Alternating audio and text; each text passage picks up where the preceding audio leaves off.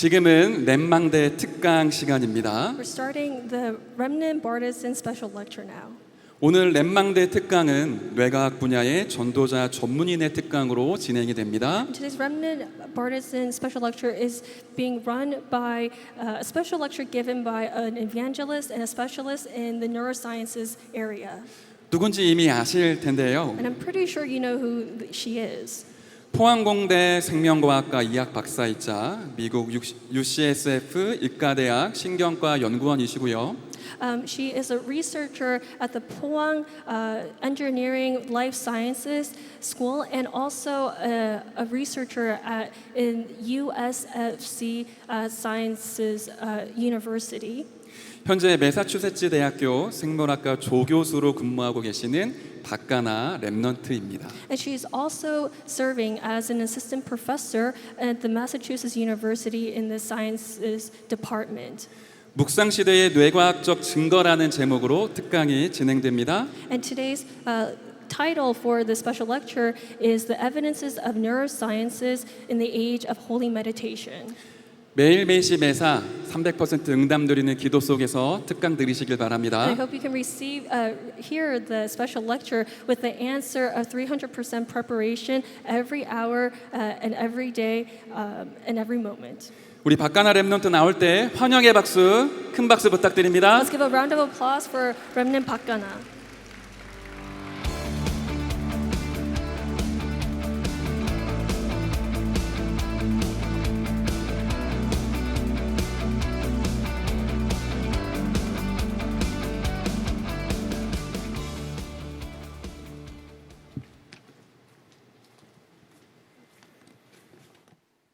안녕하세요. 박가나 렘넌트라고 합니다. Hello, my name is Remnant Kana Park.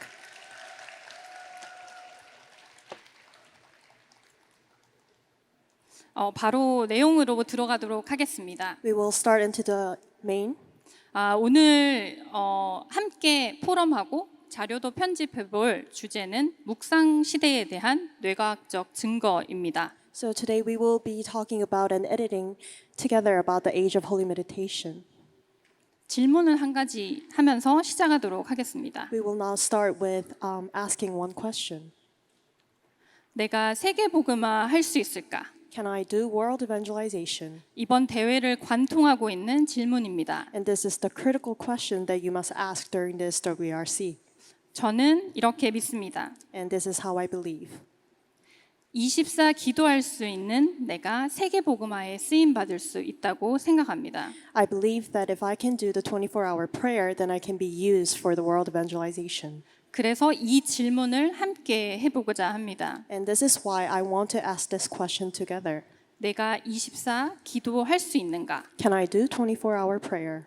이 질문에 대한 답과 자료를 편집해보는 시간 가져보도록 하겠습니다. And today we will have a time to edit and look together into these evidences. 먼저 기도에 대해서 5가지 영역으로 확인해 봐야 한다는 메시지가 있었습니다. And there was a message that you must look into the prayer into the 5 different aspects. 과학적으로, Scientifically, 영적으로, spiritually, 성경적으로, and biblically, 복음적으로, and with gospel. 그리고 전도에 관련이 있어야 한다고 하셨습니다. And it must be related to evangelism. 제가 뇌과학자로서 할 수 있는 부분이 한 가지 있습니다. And there's one thing that I can do as a neuroscientist. 과학적으로 확인해 보는 거겠죠. And I can confirm this in a science aspect. 제가 뇌과학자 이전에 렘넌트이기 때문에 초과학적인 부분이 또 있을 수 있습니다. And since I'm a remnant before a scientist, so there must be a thing that I can do. 이 2가지 관점을 유념하셔서 함께 여정을 떠나보면 좋겠습니다. So let's keep these 2 things in mind and we will now begin our journey. 먼저 24라는 하나님의 영원한 시간에 들어가기에 앞서 우리가 어떤 시간 속에 살고 있는지 먼저 확인해 봐야겠습니다. So before entering into the 24-hour of eternal time of God, we must ask this one question. 내가 세계복음화 할 수 있는가? Can I do world evangelization? 영원의 시간이죠. And this is the time of eternal time. 하지만 여기에 있는 많은 렘넌트 여러분이 실제로 살고 있는 시간은 다음 시간과 같을 것 같습니다. And I believe that many of the remnants who have gathered here today are living this time, which will come next. 내가 대학을 갈 수 있을까? Well, you might ask this question, can I get into a college? 단지 대학 문제가 아니겠죠. And it's not only about the college problem, 공부에 대한 고민일 수도 있고요. and it could be problems regarding to studies 내 달란트에 대한 고민, or regarding to your talents. 그리고 내 미래에 대한 고민이 모두 축약된 질문입니다. And this is the question that is encompassing all of these questions, including the future. 우리가 살고 있는 이 육신적 시간에서 하나님의 영원한 시간으로 들어가기 위해서는 다음의 시간을 확인해 보려고 합니다. And in order for us to enter into the eternal time from the physical time that we are actually living, we must ask this question. 우리의 뇌는 어떤 시간 속에 살고 있는가? In what time is our brain living? 네, 이 부분을 확인해 보고요. And we must confirm this part. 다시 우리의 질문인 내가 24 기도할 수 있는가? 이 질문에 대해서 세 가지 영역으로 확인해 보겠습니다. And we will now confirm three aspects of the questions that we asked prior. Can I do 24-hour prayers? 먼저 우리 뇌가 살고 있는 시간을 확인해 보고요. And first of all, we must confirm in what time is our brain living? 내가 정말 24 기도할 수 있을까? And can I actually do the 24-hour prayer? 마지막으로는 왜 24 기도를 해야 하는가? And lastly, why should I do 24-hour prayer?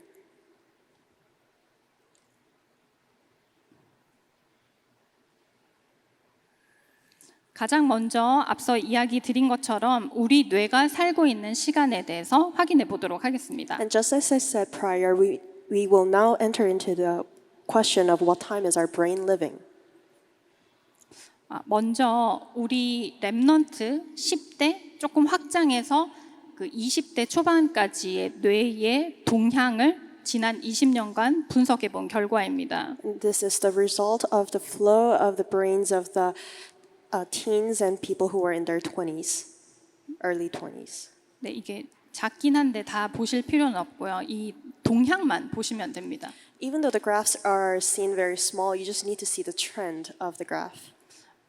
이 10대 그리고 조금 확장해서 영 어덜트까지 지난 20년간 주요 정신질환 발병률 추세입니다. And this is the graph that is showing the major mental disorder or mental problems that have occurred in the teens and to the 20s, early 20s and to the young adults. 네, 우울증, Depression, 불안장애, the panic disorder, 그 자폐, 오티즘, autism, 그리고 ADHD. ADHD. 입니다. 이 네 가지 대표적인 정신질환 모두 지난 20년간 증가 추세를 뚜렷하게 보이고 있습니다. And these four mental problems has been showing a increase in the past 20 years. 여기 두 가지 특징이 있는데요. And there are two characteristics here. 일단 지난 20년간 거의 각 질환별로 2배가 증가했습니다. And for each disorders, they have increased for twice. 그리고 이 증가 추세가 2010년을 기준으로 급증하기 시작했습니다. And then all of their diseases have started to increase from the 2010. 그리고 우리가 실제로 생활을 살 때 영적으로 또 정신적으로 어려움 당하는 사람들을 이렇게 질병별로 분류해서 이렇게 만나게 되진 않잖아요. And when we meet with people, we do not meet with people with the categories with different mental disorders. 그래서 이 대표적인 정신질환 네 가지를 모두 합쳐서 이 발병률 추세를 분석을 해봤습니다. And this is why we have gathered all the data for all different kinds of mental disorders, and then we have put it into a graph. 이렇게 보면 거의 우리가 만나는 지금 현재 10대 그리고 영 어덜트까지 절반 이상이 정신적으로 어려움 당하고 있다는 결과가 나타나게 됩니다. And now, based on these evidences, we are able to see that more than half of the people, including the teens and the young adults, are showing the increase in having the mental disorder. 하지만 제가 체감하는 건 전혀 다릅니다. But what I experience is something different. 제가 대학에서 학생들을 만나서 지도하고 함께 연구하고 있습니다. Right now, I'm at a college meeting with students and guiding them. 사실 거의 99.9%다 어려움 당하고 있다고 해도 과언이 아닙니다. And I can say that 99.9% of the students are all suffering through these problems. 실제로 저랑 학생이 마주 앉아서 연구를 같이 하고 있었어요. And there was one student who was sitting in front of me and we were doing research together. 근데 무언가 문제에 딱 다다르게 된 겁니다. And we faced a problem. 근데 그 순간 이 앞서 같이 연구를 하던 학생 호흡이 가빠지는 겁니다. And when that happened, the student who was sitting in front of me, his or her breath started to get faster. 이처럼 이 영적으로 그리고 정신적으로 실제로 어려움 당하는 그 퍼센트지는 굉장히 높고요. 그리고 이 증상도 실생활에서 너무 급작하게 또 빈번하게 발생하는 것을 보게 됩니다. And I was able to see that spiritually and mentally, the problems of having a percentage of having a problem is increasing. And then we can also see these problems in our daily lives. 저희가 같이 20년의 추세를 봤으니까요. And we have seen the trends in the last 20 years together. 지난 20년간 우리의 뇌는 힘을 잃어가고 있다고 할 수 있겠습니다. So I can say that for the past 20 years, our brain, the power of our brain is getting deteriorated. 또 저희같이 연구하는 사람 그리고 의학계에서는 이 뇌 질환을 극복하기 위한 노력을 지난 20년간 해왔습니다. And for people like us who are in research and in the medical field, we have been investing for these problems for the past 20 years. 네, 이게 복잡해 보이지만 한 가지 그래프에 주목해 보시면 됩니다. This looks very complicated, but you only need to focus on one. 이렇게 웨이브를 그리는 그 하늘색 그래프입니다. There is a blue graph that shows this kind of wave. 네, 사실 2000년대 초반만 하더라도 큰 제약 회사들이 300개가 넘는 연구 프로그램을 이용을 해서 뇌 질환에 타겟한 치료책, 약을 개발하려고 힘을 썼습니다. And early 2000, a lot of the R&Ds, the pharmaceutical companies have invested their monies into having a treatments or the therapeutic effects. 하지만 뇌 질환을 치료하는 약 개발이 너무 힘들기 때문에 수많은 실패를 하게 된 겁니다. But it is really, really difficult to discover the way for the pharmaceutical medicine that can fix these problems. 그래서 보시는 것처럼 실패 때문에 2015년 정도에 이 연구 개발 프로그램 수가 급감하는 것을 확인할 수 있습니다. And since this is very difficult, you are able to see that around 2015, the graph shows graph falls drastically. 뇌를 이해하고 그 이해를 바탕으로 치료책을 개발해내는 게 어렵다는 얘기가 되겠죠. And this shows that it is really difficult to understand the brain, and it is also difficult to figure out the way to heal brain. 근데 신기하게도 다시 제약 개발 프로그램 수가 증가하기 시작했습니다. But the number of projects for this area is going to increase. 무슨 일이 일어나고 있는 걸까요? What is going on? 그 흐름 가운데 우리의 이 힘을 잃어가는 뇌의 힘을 회복하기 위한 새로운 힘을 찾는 움직임이 나타났습니다. And since our brain has lost our power, but there is a new trend of us gaining the power of the brain, 바로 명상이죠. and which is meditation. 메시지에서 너무 많이 들었잖아요. We've heard multiple times in the message, 하지만 자료로 확인해 볼 필요가 있습니다. but there's a need for us to check with the evidence. 앞선 그 정신질환 발병률에 관련된 자료들은 다 미국 통계입니다. And all the data that I have shown in the prior slides are from America. 제가 미국에 있기 때문이겠죠. It's because I'm in the United States. 그래서 이 명상 효과에 대한 연구가 미국에서 어떻게 지난 20년 동안 사실 그 20년 훨씬 전부터 어떻게 일어나고 있는지 그 자료를 찾아보게 됐습니다. And I had an opportunity to look into the trends of the effect of the meditation in the past 20 years in the United States. 그게 바로 여러분이 보시는 그 빨간 바입니다. And that is the red bar that you guys can see in the graph. 뭔가 특이점이 보이죠. Can you see one characteristics? 신기하게도 2010년부터 명상에 대한 효과를 연구하는 논문들의 수가 급증하기 시작했습니다. And from 2010, there has been a drastic increase in the number of research that is researching for the meditation. 근데 단지 이 연구 그리고 논문 발표에 그치는 것이 아니라 이걸 실제 질병의 치료법으로 전환하려는 움직임이 적극적으로 일어났습니다. And then they not only stop in the research or writing the papers, but then they have actualized it into having a therapeutic effects. 그 자료는 실제 이 명상이 임상 실험에 활용되게 된 그 수를 세어보면 되겠죠. And you just need to count the number of the clinical trials of the meditative research. 보시는 것처럼 놀랍게도 2000년대 그리고 2010년부터 이 명상을 뇌질환의 치료법으로 임상 실험에 적용하는 그 수가 급증하는 것을 또 확인하게 됩니다. And you're able to see here as well, and starting from the 2010, you can see the increase in the trend of applying this meditation or for the researching about the brain.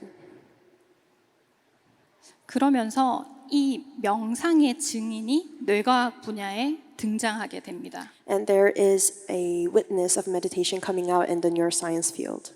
제가 같은 업계에 있기 때문에 이분을 직접적으로 언급하는 게 조심스러운 부분이 있습니다. And since I'm also in the same field, I'm a little bit cautious of mentioning this person's name. 스탠포드의 뇌과학자 앤드류 후버만입니다. And he is the neuroscientist in Stanford, and his name is Andrew Huberman. 이분이 매주 팟캐스트, 유튜브에 자료를 계속 업로드하고 있습니다. And he's constantly updating his podcast and his YouTube videos. 여기에 특징이 두 개가 있는데요. And there are two characteristics here. 일단 공공연하게 이 말씀을 계속합니다. And he publicly says this multiple times. 나는 16살부터 명상을 했고 그 명상을 통해서 큰 힘을 얻었다. He is saying that I have started my meditation work from the age of 16, and then I've gained the great power through it. 그리고 이 명상뿐만 아니라 어떻게 잃어가는 뇌의 힘을 되찾을지, 그리고 나를 초월하는 힘을 어떻게 뇌를 통해서 찾을지에 대한 자료를 매주 유튜브 팟캐스트를 통해서 업로드하고 있습니다. And he is uploading the data about explaining about how we should gain the power of the brain that we are losing right now, and how do we gain the power that transcends us.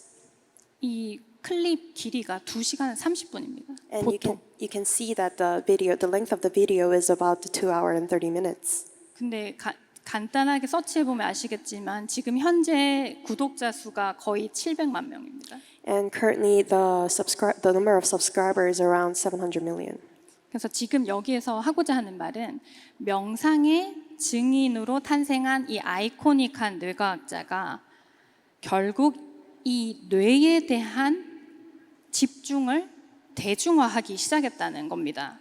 And the one important thing that I want to mention is that the person or the witness of the meditation in the science field is now coming out on stage. 그렇다면 질문을 해볼 수 있겠죠. Then we can ask this question next. 이 명상이 왜 우리의 뇌를 타겟하고 있나? Is why does meditation target our brain? 실제로 이 명상 연구가 굉장히 많이 되어져 있습니다. And realistically, there are a lot of research going on about the meditation. 보시는 것처럼 이 명상을 했을 때 변하는 뇌를 직접 데이터로 사진으로 보여줍니다. And they are showing the evidence of how our brain is changing in image. 뭔가 굉장히 많이 변한 것 같죠. It seems like a lot of things have changed. 뭔가 효과가 있겠구나, 보여주면 효과가 있겠구나 즉각적으로 이렇게 받아들이게 되는 겁니다. And when you show the effect, then you are able to receive the effect. 그리고 이 명상을 통해서 단순히 내 질병 그리고 정신질환, 뇌에 관련된 질환을 치료하고 회복시키는 것뿐만 아니라 So it's not only about restoring the mental state or the neuro diseases. 여기 보시면 그 나를 초월하는 그 힘까지 목적하고 있습니다. And with the meditation, but they are also targeting of explaining the power that transcends myself. 그렇다면 질문을 해볼 수 있게 되겠죠. Then we are able to ask another question.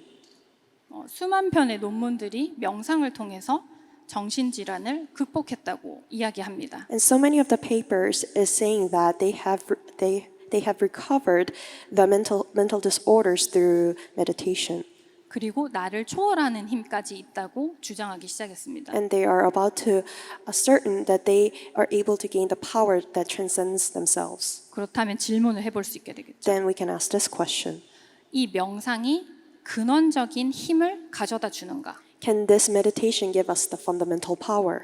그게 우리가 메시지로 지금 흐름 속에서 질문하는 그 질문을 이미 명상 업계에서 먼저 하기 시작한 겁니다. And this is actually the question that we can ask by being in the flow or being in the stream of the message. But then the people who are in the meditative field, they have already asked this question.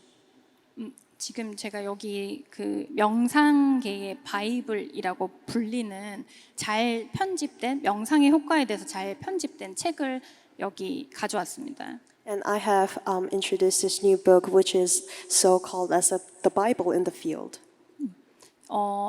저명한 미국의 심리학자가 썼고요. And this is written by the well-known psychologist in the United States. 그리고 앞서 언급한 이 스탠포드 뇌과학자 교수님도 이 책을 추천합니다. And this Andrew Huberman I have introduced before, he also have recommended this book. 그럼 사람들이 보려고 하겠죠. Then people will try to see this book. 그래서 저도 봤습니다. That's why I read it as well.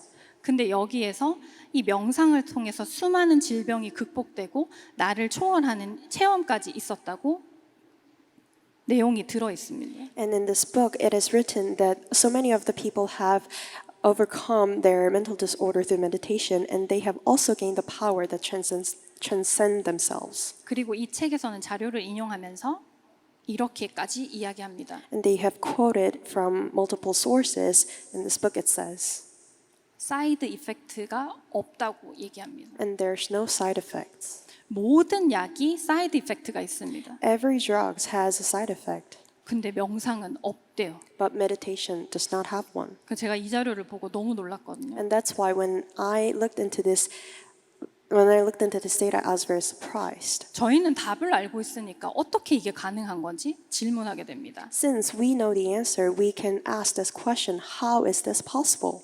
근데 이 명상 업계에서는 이걸 근본적으로 질문을 하는 겁니다. But in the field of meditation, they are asking this fundamentally. 정말 이게 근본적인 힘을 회복시키는 걸까? Does this really give us or restoring the fundamental power? 그래서 그 명상 업계에 있는 연구자들이 메타 분석, 그 엄청 종합적인 분석을 해보게 됩니다. And people who are in the field have done this meta-analysis. 명상에 관한 효과를 보고한 7만 편의 논문을 메타 분석, 종합적으로 분석을 해본 겁니다. And they have did the meta-analysis on the 7,000 studies regarding meditation. 근데 발견한 게 채 1%도 되지 않는 논문들이 이 명상으로 발생된 사이드 이펙트에 대해서 보고를 한 겁니다. And less than 1% of the 70,000 studies, they have reported that there was a side effect. 그리고 이걸 보고 그 명상을 연구하시는 분, 브라운의 연구팀이 연구를 새롭게 진행해 보게 됩니다. And there is one research team in Brown. They have started their new research after looking at this data. 명상을 할 때 목적한 그 치료 외에 다른 경험을 하게 되는가? 조사를 해보게 됩니다. Are they able to experience something other than the therapy from the meditation? 이들의 관점은 명상을 정말 근본적인 힘을 회복한다고 주장하기 위해서 하는 겁니다. Because their research is targeting to explain that their meditation is restoring the fundamental power. 그래서 그 관련성을 보기 위해서 명상하는 중간에 그리고 명상 직후에 어떤 체험을 했는지 조사를 해보게 됩니다. And in order to see the relationship of this, they have looked into the data before the experiment and after the experiment. 근데 놀랍게도 명상을 한 90%의 사람들이 목적한 그 목적 이외에 다른 체험을 했다고 90%가 응답했습니다. And more than 90% of the people have answered that they have experienced something else besides having a treatment after doing the meditation. 그리고 우리가 한국어로 부작용이라고 부르는 그 실제로 부정적인 체험 그게 60% 정도로 되었다고 하고요. And the so-called side effects in a negative way that people have experienced about 60%. 그래서 저는 어떤 체험을 했는지 너무 궁금해서 어떤 체험을 했는지 이렇게 데이터를 자세히 봤습니다. So I was very curious about what kind of other experience they have experienced. So I looked into some data. 그래서 여기 이 체험이 나타난 수 그리고 어떤 체험을 했는지 이렇게 다 분석을 해서 보고를 했습니다. So they have had this report. You can see that the frequency is showing into this direction and the number of other problems. 오른쪽에 보시면 불안 장애, 공황 장애를 경험했고요. And when you look onto the right side, they have experienced anxiety and the panic disorder. 그리고 시공간이 뒤틀리는 걸 경험했다고 해요. They have also experienced of time space being distorted. 그리고 자기가 살아오면서 트라우마가 있었던 사람들은 이 트라우마가 명상하는 중간에 그리고 그 직후에 다시 체험되는 것 같은 것을 경험했다고 이야기했습니다. And they have also said that when for the people who have experienced the trauma before, they have experienced of this traumatic experience again. 그 외에도 이 경험들을 보시면 어떤 공통점이 있나요? So even besides that, like when you look at this all problems, what can you tell? 분명히 적은 수로 보고는 있지만 위장 장애를 경험하진 않았거든요. They are experiencing this in a very low amount, but they're not lying. 갑자기 발가락이 아프다고 얘기하지 않았거든요. They didn't say that their toe is starting to hurt. 근데 이 모든 경험한 체험이 뇌의 기능을 변화시켜서 나타난 체험인 특징이 있었습니다. But there's this characteristics that all the side effects or the experiences they have experiences related to brain. 그리고 어떻게까지 주장을 하냐면요. And how are they asserting? 이런 부정적인 경험까지도 치료로 명상을 통해 얻게 된 치료와 연결이 될 것이다까지 이야기를 하고 있습니다. And they are saying that even the experience or the negative experiences that they have received after having the meditation, it will lead into the therapy relating to the meditation. 이게 현재 우리의 뇌를 가지고 일어나고 있는 시간입니다. And this is the current time that is happening with our brain. 그렇다면 정말 근원적인 힘, 세계복음화하는 힘이 24기도에 우리가 도전할 수 있을까요? Then can we challenge towards the 24-hour prayer to restore the fundamental powers and the power to do the world evangelization? 먼저 24기도가 정말 가능한 걸까요? So firstly, is really the 24-hour prayer possible? 가능하다면 어떻게 시작할 수 있을까요? If it's possible, then how can we start? 그거에 대해서 자료로 한번 확인해 보겠습니다. And we will now look into the data together. 일단 먼저 24기도에 대해서 한번 생각을 해보겠습니다. So firstly, we will think about what 24-hour prayer is. 24기도가 뭔가요? What is 24-hour prayer? 렘넌트로서 가장 가깝게 그리고 경험적으로 적용을 해본다면 어떤 걸까요? So if you are a remnant and if we are applying into the remnant's perspective, then how can we do this? 기도 속에서 공부하는 것 아닐까요? You can ask this question, can I study within prayer? 기도 속에서 친구를 만나는 것 아닐까요? Can I meet my friend inside of prayer? 근데 이게 가능할까요? But is this possible?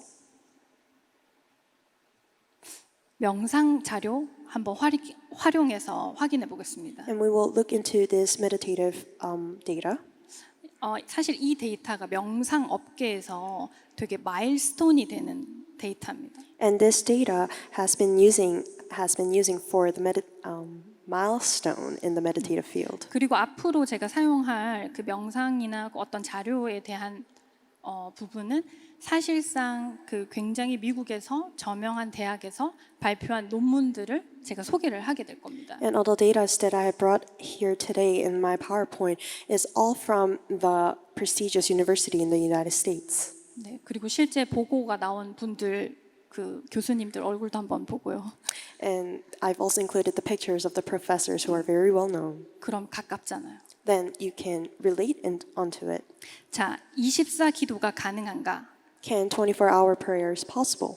일단 여기 뇌 스캔 사진이 있습니다. And this is the scan of your brain, not your brain, but the brain. 여기서 먼저 명상을 하고 있을 때 뇌 스캔을 해본 겁니다. And this is the scan of the brain when you do meditation. 왼쪽은 명상 뉴비, So on the left is the person who has never done meditation before. 오른쪽은 명상에 굉장히 숙련된 명상가의 뇌입니다. And the picture on the right is from the person who have done meditation for a while. 여기에서 분명한 특징이 있거든요. And there is a distinct characteristic here. 일단 숙련된 명상가의 뇌에서 뇌의 특정 부분이 굉장히 활성화돼 있는 것 확인할 수 있습니다. And you are able to see that the picture on the right of the very high level meditator is the area of the brain has been activated. 그리고 뉴비 뇌도 자세히 보면 그 명상가의 뇌에서 활성화됐던 부분이 약간 활성화돼 있는 것을 볼 수 있어요. And you're also able to see that the person who is new to the meditation, their part of the brain region is also being activated a little bit. 근데 여기서 거꾸로 갑니다. But now we will go back. 명상하지 않을 때의 뇌를 스캔해 본 겁니다. We also have the data of the brain scan of when they didn't do the meditation. 명상가의 뇌에서 어떤 특징이 보이세요? What kind of characteristics do you see from the brain of a meditator? 명상을 하고 있을 때와 명상을 하지 않을 때 어떤 차이가 있나요? What kind of a difference do you see from when you don't do the meditation and when you do the meditation? 일단 쉽게 yes, no로 해볼까요? And easily we will go with yes or no. 명상가에 대해서 명상을 하지 않을 때, 명상을 할 때 차이가 있습니까? Is there a difference from a meditator's brain before doing meditation and after doing the meditation? 차이가 있어요? Is there a difference?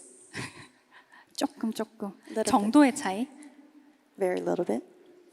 근데 여기에서 보시면 뉴비랑 또 비교해서 보면 확연하죠. But it is very clear when you compare with the person who is very new to the meditation. 이 명상가의 뇌는 명상을 하지 않을 때에도 명상을 할 때 활성화되었던 부위가 여전히 활성화돼서 지속되고 있는 것을 확인할 수 있습니다. We are able to confirm that the person who is doing meditation for a long time, his brain has been activated even when he is not doing the meditation.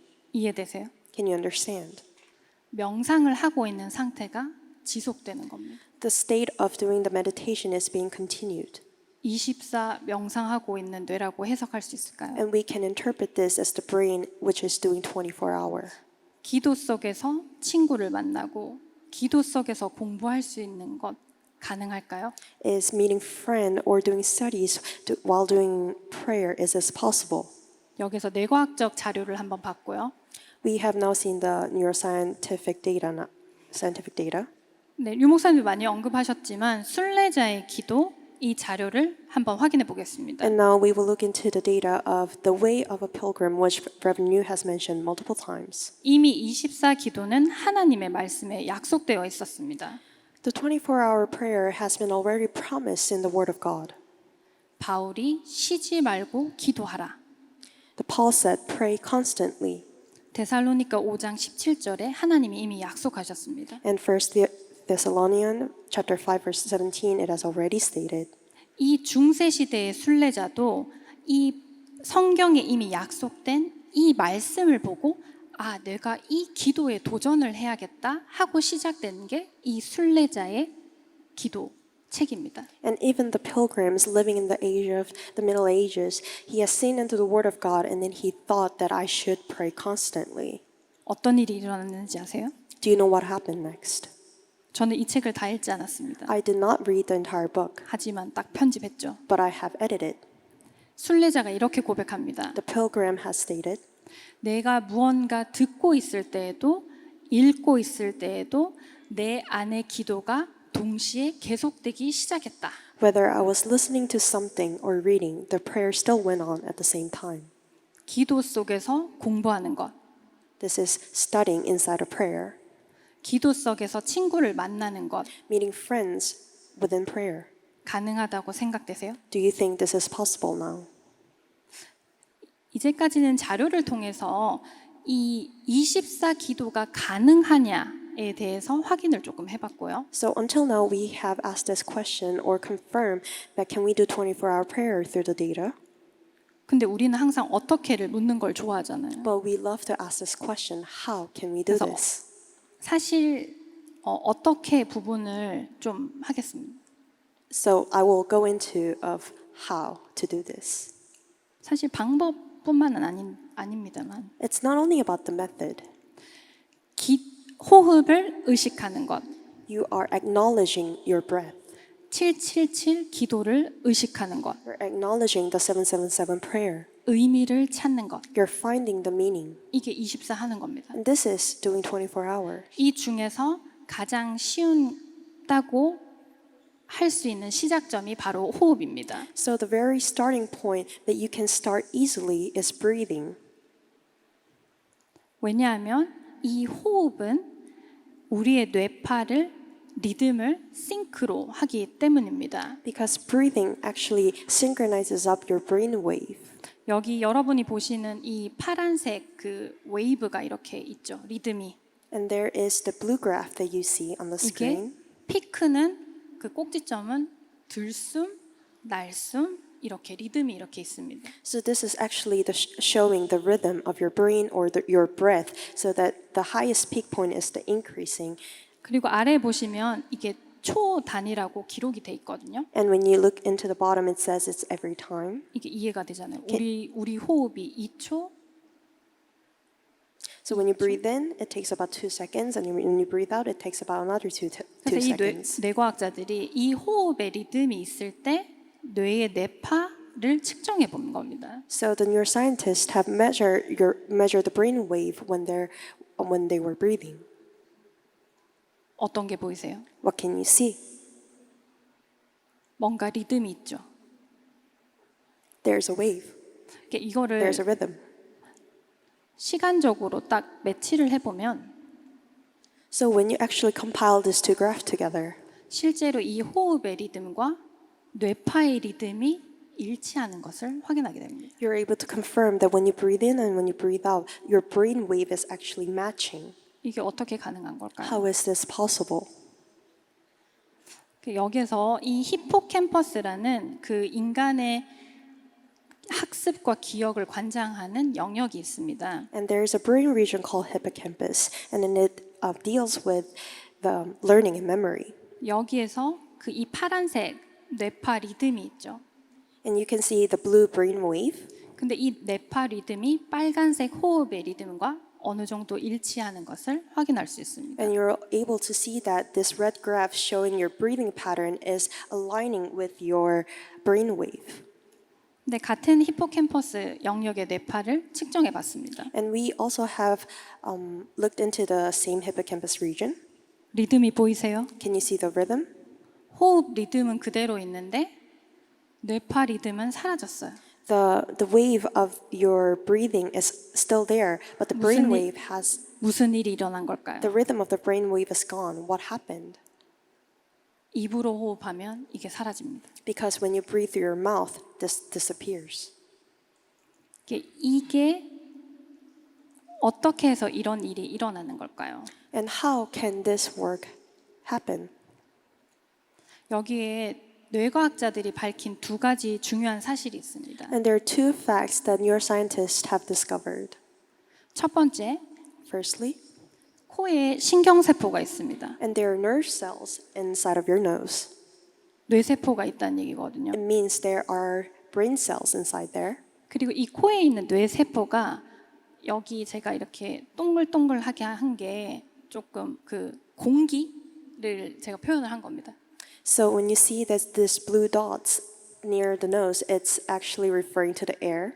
이 공기가 코 안으로 들어가게 되면 이 공기가 코 안에 있는 뇌세포를 자극하게 됩니다. So when the air blows into your nose, then that will stimulate the brain cells that is inside. 신경 세포기 때문에 활성화되는 거겠죠. Since those are the nerve cells, they are able to be activated.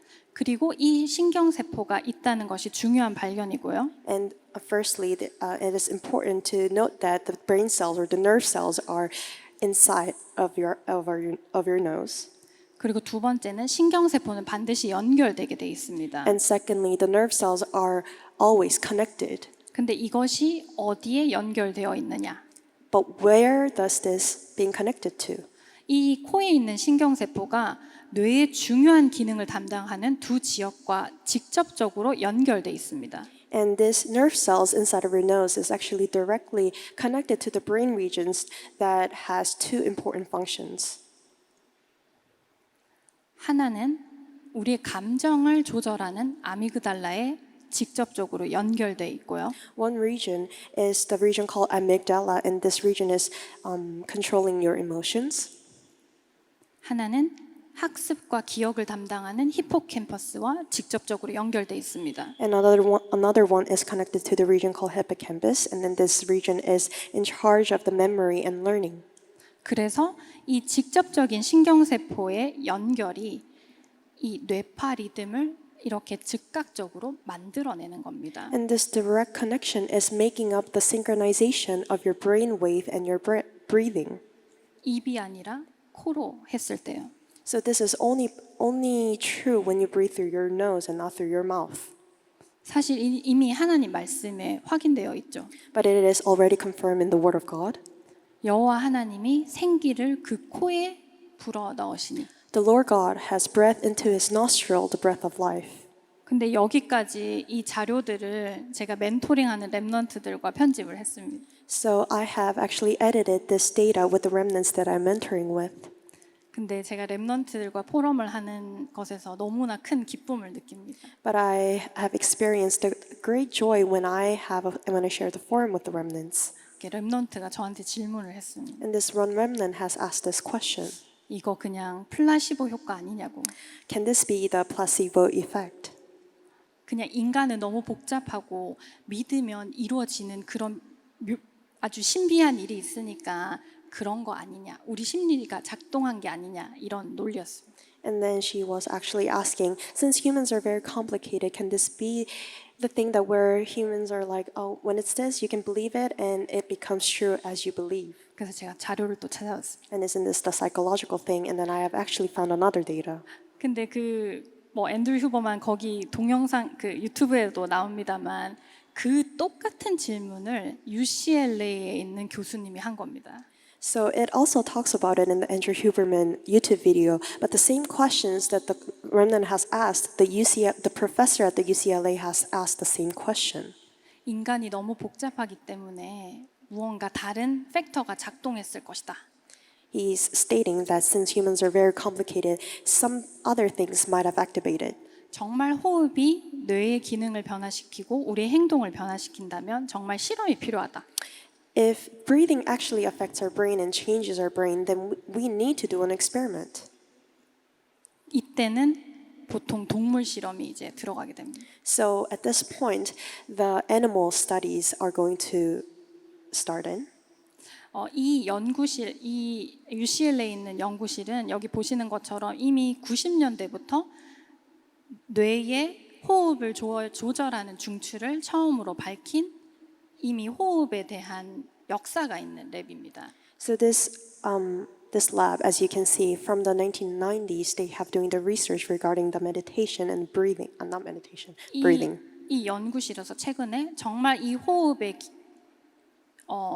그 커절 이펙트, 그 호흡이 정말 우리 뇌의 기능을 조절하는가 그 연구를 해봤다고 합니다. And they have actually done the research. Is breathing actually affecting the function of the brain?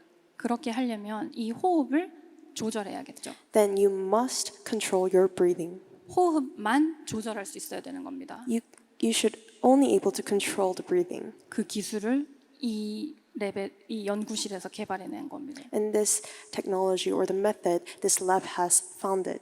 이미 이 연구실에서 호흡의 속도를 조절하는 그 중추 세포 단위로 이 발견을 했습니다. And they have already discovered in a molecular way or the cellular way of how this works. 그래서 그 최신 옵토제네틱스라는 기술이 있는데 빛으로 신경세포의 활성을 조절할 수 있는 겁니다. And there's a method called optogenetics, and with light, you can actually alter the brain, alter the cells.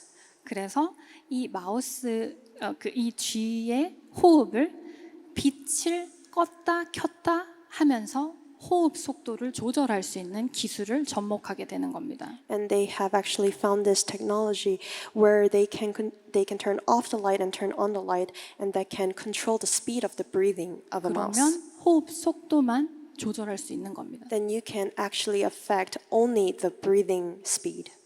그래서 호흡을 천천히 하게 슬로우 브리딩 하게 하는 그 트레이닝을 이 빛을 껐다 켰다 하면서 마우스에게 트레이닝을 하게 됩니다. And they have trained this mice to do the slow breathing by turning off the light and turning on the light. 한 달 동안요. And for 1 month, 하루에 30분씩 30 minutes per day, 일주일에 5번. and 5 times per week. 약간 러닝하는 거랑 비슷하잖아요. It's similar to running. 그러면 이 정말 기술이 호흡 속도를 늦췄느냐? Is this technology actually slow down the breathing? 이 중간에 있는 그래프는 이 빛으로 호흡 중추 세포를 조절하기 전이고요.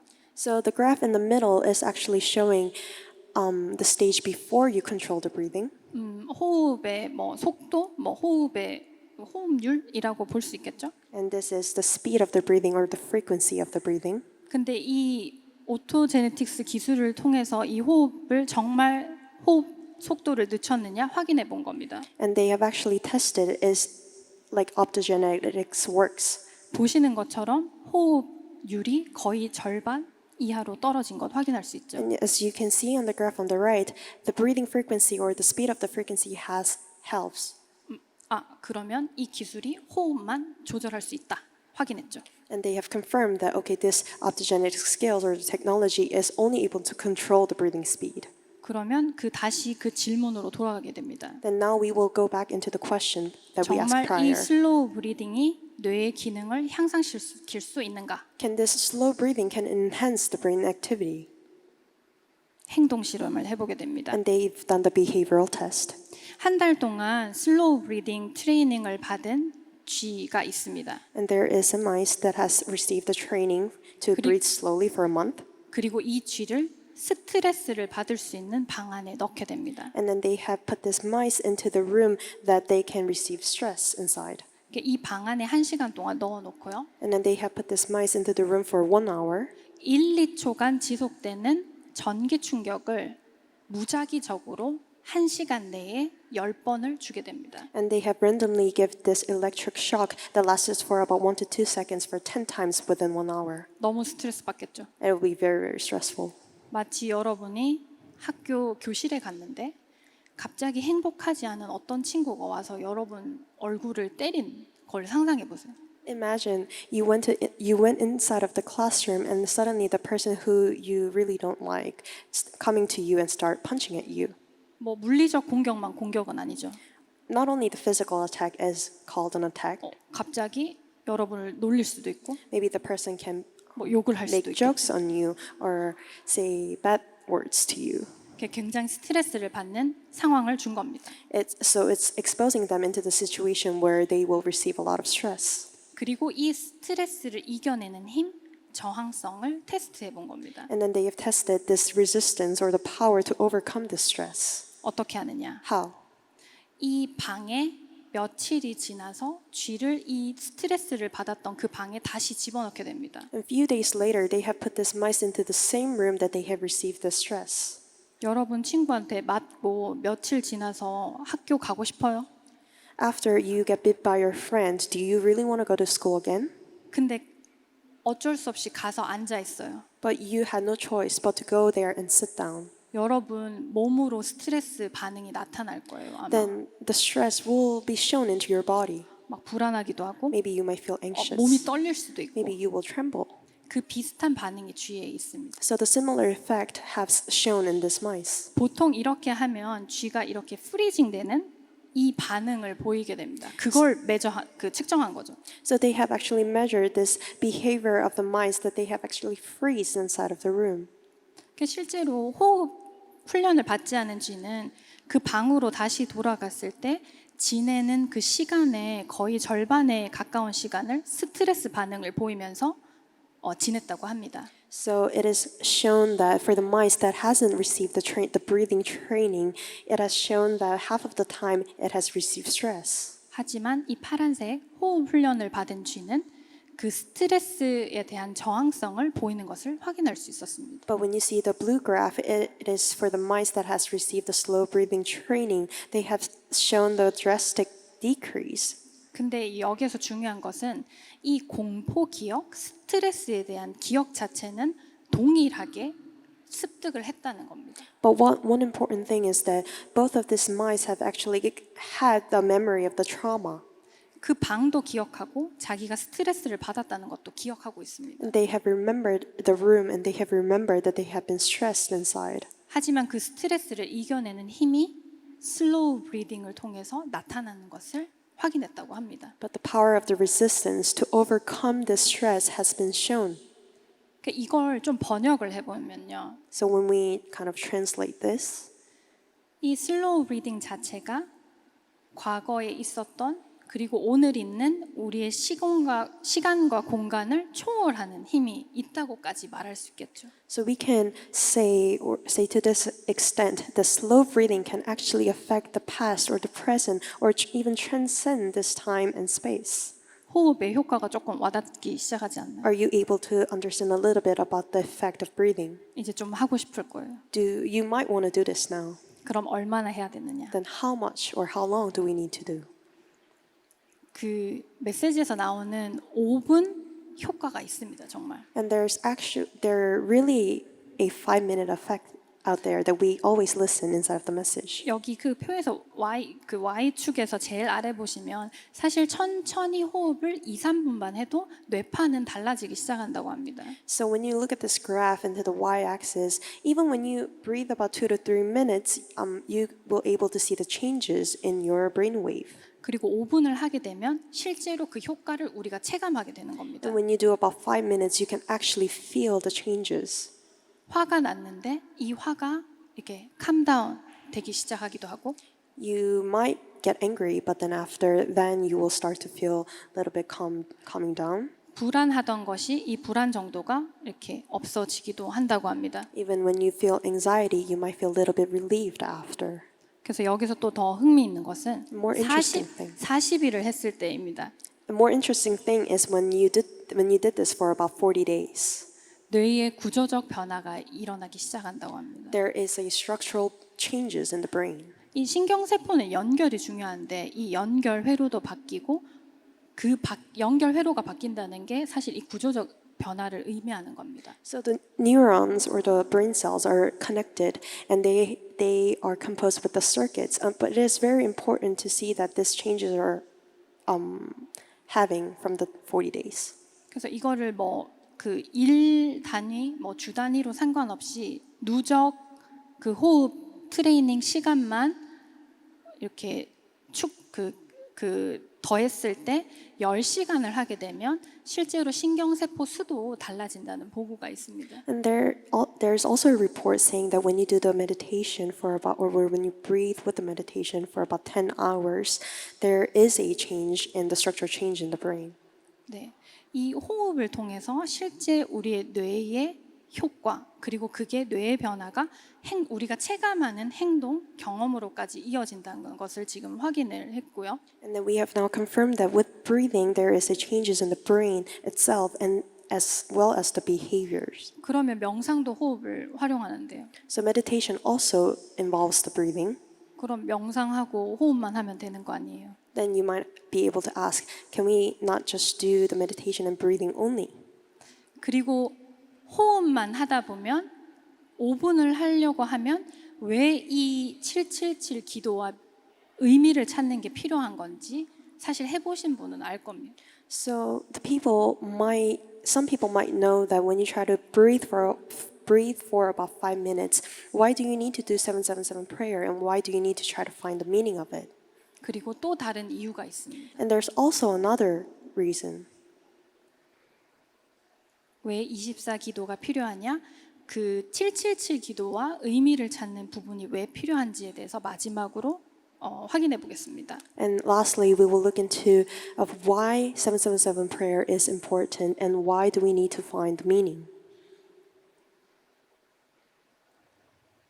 다시 이 대표적 뇌 스캔 데이터로 돌아가겠습니다. And we will go back to this slide again. 사실 이 과학자들은 데이터 하나를 굉장히 다각적으로 볼 수 있거든요. So the scientists can actually look into this one data from various perspectives. 이번에는 아무것도 하지 않는 뇌를 한번 살펴보겠습니다. Now we will look into the brain that did nothing. 자, 아무것도 하지 않는 뇌라고 했습니다. So I said the brain that didn't do anything. 그러면 여러분이 그 본능적으로 느끼시는 것처럼 이 색깔이 들어간 부분은 뭔가 활성화가 됐다던가 떨어졌다던가 뭔가 변화가 있는 걸 의미하겠죠. So when you look into these colors, you might be able to come to your mind that there might have been activation going on or something has changed. 아무것도 하지 않으면 그냥 이렇게 회색으로 나와야 되는 거 아닌가 생각할 거예요. So you might be thinking that if you didn't do anything, doesn't the brain has to be an all gray color? 우리가 무언가 공부를 하거나 이야기해서 할 때, 집중해서 할 때와 달리 아무것도 하지 않는데 뇌가 뭔가 활성화되어 있는 겁니다. So we didn't study or we didn't chat with our friends, but our brain that didn't do anything shows colors. 무엇을 하고 있는 걸까요? What are we doing? 사실상 두 가지 정도로 이야기할 수 있습니다. I think I can say this in two ways. 여러분 생각 계속 하잖아요. You guys are constantly thinking. 내 과거를 그 회상하기도 하고 You might look back into your 그 past 생각이 사실상 24 계속 되고 있잖아요. because our thought is continuously going on for 24 hours. 그거는 내가 어느 정도 의식적으로 자각하는 생각들을 계속하고 있어요. So we are constantly being conscious of some of our thoughts. 그리고 또 무의식적으로 돌고 있는 시스템이 있습니다. And there's also a system that is running behind unconsciously. 여기 귀여운 고양이 한 마리가 있어요. And there's a cute cat here. 이 사진 1초 뒤에 어떤 일이 생겼을까요? What do you think has happened after 1 second after of this picture? 이렇게 했잖아요. They've done 그러니까 this. 캔이 떨어졌을 거예요. The cat might have fallen. 근데 여러분이 이 사진을 보는 순간 제가 질문을 하기 전에 이미 여러분 생각했어요. So when you guys saw this picture, even before I asked this question, what have happened next, you guys have already had the answer in your mind. 예측한 거죠. You guys have predicted. 그것처럼 우리 뇌가 24 하고 있는 게 있어요. So there are things that our brain is doing 24 hours. 예측을 계속 하는 겁니다. Our brain is constantly predicting 다음에 무슨 일이 일어날 것이다. what will happen next. 그리고 실제로 그게 일어났느냐, 일어나지 않았느냐 비교를 계속해요. And they are also constantly comparing have that happened or not. 그리고 그 일이 정말 일어났는지 일어나지 않았는지 학습을 하게 됩니다. And they do also learn that if that event had occurred or 이걸 not. 24 하고 있는 거예요. And they are doing this 24 hours, 의식적으로, 무의식적으로. consciously and unconsciously. 그래서 우리 뇌가 24 예측하고 있는 시스템이 있습니다. So our brain has this system of predicting for about 24 hours. 그러면 예를 들어서 문제가 하나 왔어요. Then, for example, I have faced one problem. 아, 내가 대학을 어떻게 가지? How can I go to college? 이거에 대한 예측, 비교, 학습 이걸 계속 하는 거예요. And our brain is constantly asking or predicting, comparing and learning about this 집중적으로, and with concentration 무의식적으로. and unconsciously. 근데 왜 내 문제를 푸는 기도를 직접적으로 안 하고 전혀 상관없는 세계복음화와 관련된 777 기도를 해야 되냐 이 말이죠. But what I'm trying to say is that why do we need to ask these questions of not for solving this problem, but need to ask the questions of world evangelization? 근데 결국 우리가 24 하고 있는 예측의 뇌로 계속 살다 보면 But if we are constantly living with the brain that is predicting all the 세 time, 가지를 계속 각인하는 겁니다. you guys are imprinting three things constantly. 아, 이 방법이 통했구나. This method have worked, 아, 이 방법이 실패했구나. or this method have failed. 아, 이 정도 노력을 해야 되는 거구나. It requires this much of effort. 아, 이 방법 때문에 내가 성공했구나. Oh, I've succeeded in 아, this 이 way because of 방법 this 때문에 problem 내가 실패했구나. or this method. 이걸 24 하는 겁니다. And you are doing this 24 hours, 의식적, 무의식적으로. consciously and unconsciously.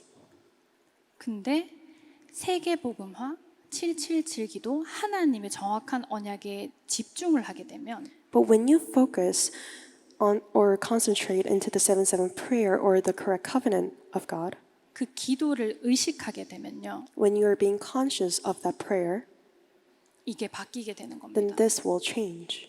우리는 이 방법과 이 방법이 언제 정확하게 이루어질지 계속 기대하고 있거든요. Because we are constantly predicting or hoping for this way to work. 근데 그러면 불신자와 똑같은 삶을 노예처럼 살게 되는 겁니다. But then you are living the same life as the non-believers, just like slaves. 정말 정확한 언약에 집중했을 때 진짜 영원한 시간에 들어가게 되는 겁니다. When you concentrate into the correct covenant, then that is when you enter into the eternal time. 그래서 각인이 바뀌는 거죠. That's when you change your 이 imprints. 방법이 아니라 하나님께서 그리스도를 보내셔서 모든 것을 해결하셨구나. It is not this method, but it is God has sent Christ and solved all the problems. 이만큼 노력해서 해야 되는지 알았는데 예배 속에 기도 속에 있을 때 모든 게 회복되는구나. I thought I had to put on this amount of effort, but it is everything inside of prayer and worship. 나는 성공과 실패들만 바라보고 사는데 I'm only looking into the success and failure in my life. 나의 모든 삶이 하나님의 나라를 이루는데 쓰임 받고 있구나. But all of my life is being used to fulfill the affairs of the kingdom of God. 문제 해결이 아니라 정확한 언약에 집중하고 있을 때 이 세 가지가 찾아오는 겁니다. So it is not focusing onto the solution of your problems, but then when you focus into the correct covenant, these three things comes to you. 그래야 하나님의 24 영원한 시간 속에 들어갈 수 있는 겁니다. And this is when you can enter into God's 24, which is the correct eternal time. 내가 세계복음화 할 수 있을까요? Can I do world evangelization? 내가 24 기도 할 수 있을까요? Can I do 24-hour prayer? 이번 대회를 통해서 24 기도 영원한 시간에 들어가는 작은 결단이 여러분 렘넌트들 가운데 있기를 제가 기도하고 축복합니다. And I pray and bless for the remnants so that they can make the small resolution into going into the eternal time through 24-hour prayer. 네, 감사합니다. Thank you very much.